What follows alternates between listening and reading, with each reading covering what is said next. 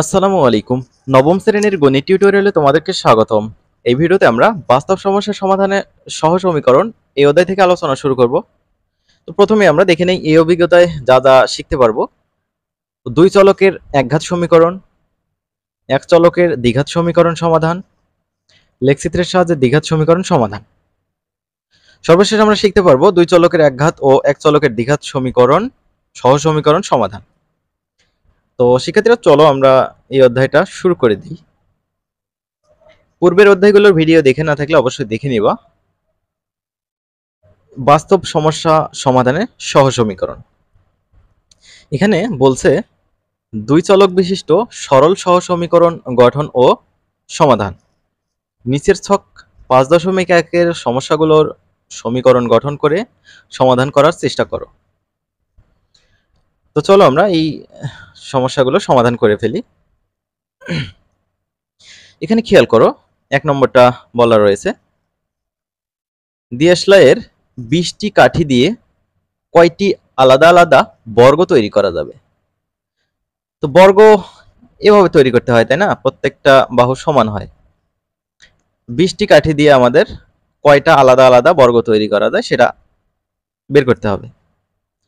তো এখানে দেখো, প্রতিটি আলাদা বর্গ তৈরি করতে ন্যূনতম বা মিনিমাম 4টি কাঠি দরকার। বিষয়টা এরকম দেখো, একটা কাঠি এখানে দিলাম আর একটা কাঠি এখানে দিলাম, কাঠিগুলোর কিন্তু প্রত্যেকটা সমান। তো সবচাইতে ছোট বর্গ তৈরি করতে 4টা কাঠি লাগতেছে, তাহলে আমার কাছে আছে মোট 20টা কাঠি। তো এভাবে আরো আমরা আলাদা আরেকটা বানাতে পারবো বর্গ, আলাদা আরেকটা বানাতে পারবো। কয়টা কাঠি গেল? 3 4 12। তারপর এখানে আরেকটা বর্গ বানাতে পারবো, এখানে আরেকটা বর্গ বানাতে পারবো, তাই না? তাহলে এখানে 4 আছে, 8 আছে, 12 আছে, 16 আর 4 20। তাহলে একটা বর্গ, দুইটা, তিনটা, চারটা, 5টা বর্গ বানাইতে পারবো। এটা তো দেখলাম বাস্তবে। এখন আমরা সমীকরণ গঠন করে কিভাবে এটি সমাধান করব সেটি দেখো। মনে করি বর্গের সংখ্যা x, অর্থাৎ আমরা জানি না যে বর্গ সংখ্যা কয়টা বানাবো। তাহলে দেখো, একটা ছোট বর্গ তৈরি করতে 4টা কাঠি লাগে, তাহলে টি বর্গ তৈরি করতে 4x সংখ্যক কাঠি লাগবে। ঠিক আছে? তো এই 4x কাঠি সমান 20। তাহলে নির্ণয়ের সমাধান কি? এই যে x গুণ অবস্থায় আছে 4 এর সাথে, তো এই 4 আমরা ডান পাশে পার করে দেব। এই 4 যদি ডান পাশে পার করে দেওয়া যায় তাহলে 20 এর নিচে এটা ভাগ হয়ে যাবে। 4 দিয়ে 20 কে ভাগ করলে 5, তাহলে x এর মান দাঁড়াইলে হচ্ছে 5। নির্ণয়ের সমাধান x সমান 5। আশা করি বুঝতে পেরেছো। আমরা 2 নম্বর অঙ্কটা সমাধান করব এখন। এখানে 2 নম্বরটা বলা আছে লিলি ও তার ভাইয়ের বয়সের অনুপাত 3:4। দুজনের মোট বয়স 21 বছর হলে লিলির বয়স কত? দেখো, আমরা লিখেছি মনে করি লিলি ও তার ভাইয়ের বয়স যথাক্রমে একটা দেওয়া আছে 3 আর একটা দেওয়া আছে 4, এভাবে অনুপাত দেওয়া আছে। তো আমরা এটা প্রথমটা ধরতে পারি 3x, পরেরটা ধরতে পারি 4x। তাহলে এই দুটোর যোগ ফল কত? 21 বছর। তাহলে 3x প্লাস 4x ইকুয়াল 21। তো 3x প্লাস 4x মানে হচ্ছে 7x ইকুয়াল 21।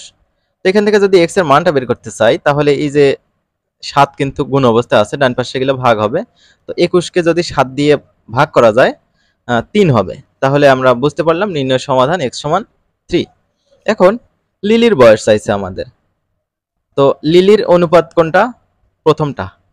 তাহলে x এর জায়গায় আমরা x এর মানটা জাস্ট বসিয়ে দেব।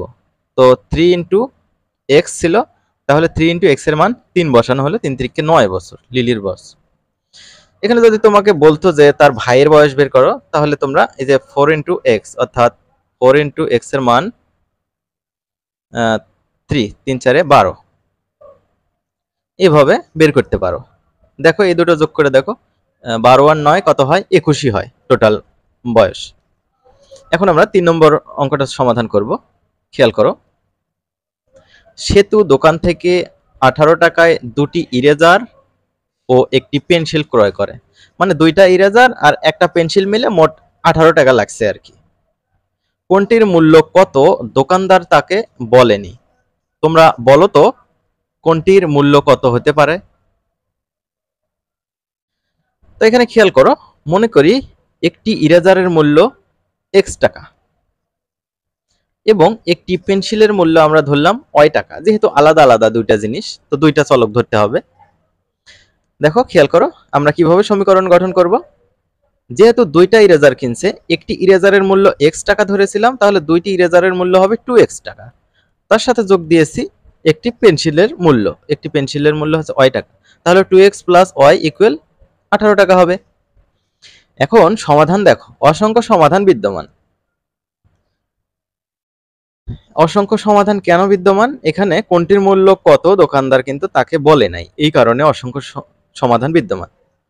এখানে ধরো x এর মান যদি 1 ধরো, তাহলে y এর মান কত হবে? দেখো x এর মান যদি 1 ধরো, তাহলে 2 × 1 প্লাস y ইকুয়াল 18। তাহলে y সমান 18 মাইনাস, এখানে 2 কে 2, এটা ডান পাশে গেলে হবে বিয়োগ, তাহলে 16, y এর মান 16। তাহলে x এর মান 1 হলে y এর মান হবে 16। এটা একটা সমাধান হতে পারে। আবার x এর মান যদি 2 হয়, অর্থাৎ x এর জায়গায় 2 বসাও, 2 দুগুণে 4, 4 এর সাথে আর কত যোগ করলে 18 হয়? 4 এর সাথে 14 যোগ করলে 18 হয়। অর্থাৎ এই x এর ডাবলের সাথে আমাদের কি করতে হবে? y এরটা যোগ করে 18 বানাইতে হবে। তো 3 দুগুণে 6, 6 এর সাথে 12 যোগ করলে 18 হয়। আবার x এর মান যদি 4 ধরি, 4 এর ডাবল 8, 8 এর সাথে 10 যোগ করলে 18 হয়, এটাও একটা সমাধান।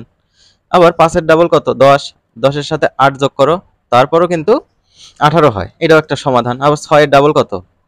6 দুগুণে 12, 12 এর সাথে y এর মান 6 যোগ করো, 18 হয়, এটাও একটা সমাধান। 7 দুগুণে 14, 14 আর 4 যোগ করো, কত হয়? 18, এটাও একটা সমাধান। 8 দুগুণে 16, আর y এর মান যদি 2 নাও, তাহলে 16 দিয়ে 18, এটা একটা সমাধান। এছাড়াও আরো অনেক সমাধান নির্ণয় করা যায় যদি আমরা ভগ্নাংশ মানগুলো নেই, দশমিক মানগুলো নেই, অনেক সমাধান এগুলো থাকতে পারে। এখানে তো জাস্ট পূর্ণ সংখ্যাগুলো নিয়ে সমাধান করা হয়েছে। তো আশা করি এটা বুঝতে পেরেছো এই অঙ্কগুলো কিভাবে সমাধান করতে হবে। আমরা পরবর্তী কাজে চলে যাই, কি বলা আছে পর্যবেক্ষণটা দেখি। এখানে বলা আছে 1 নং সমস্যাটি সমাধানের জন্য এখানে ড্যাশ চলক বিশিষ্ট সমীকরণ গঠন করেছি। এখানে আমরা কেমন সমীকরণ গঠন করেছি? এক চলক, একটাই চলক হিসেবে x নিয়েছি, তাহলে এখানে লিখব 1। আচ্ছা, এটা আমি উপরে লিখি, অত ভালো না বোঝা যেতে পারে, এখানে তোমরা লিখে নিবা হচ্ছে এক চলক বিশিষ্ট সমীকরণ গঠন করেছি এবং চলকের একটি মান পেয়েছি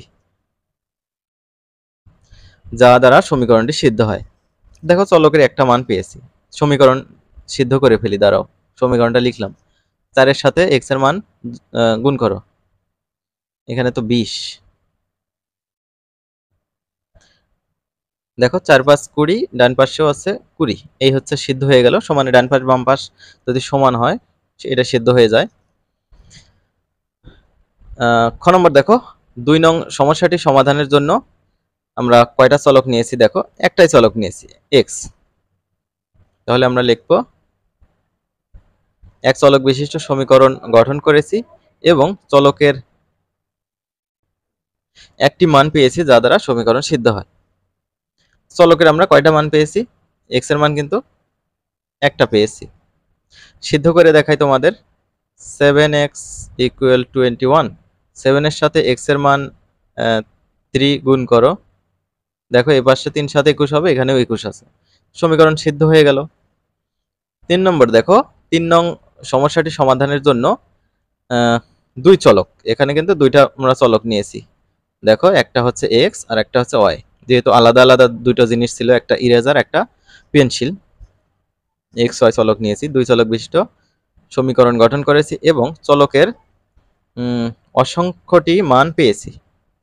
অসংখ্য, তাহলে আমরা এখানে লিখতে পারি কি? অসংখ্যটি মান পেয়েছি যার সবগুলো দ্বারা সমীকরণটি সিদ্ধ হয়। এক্ষেত্রে চলকের নির্দিষ্ট কোনো মান বের করতে পারিনি।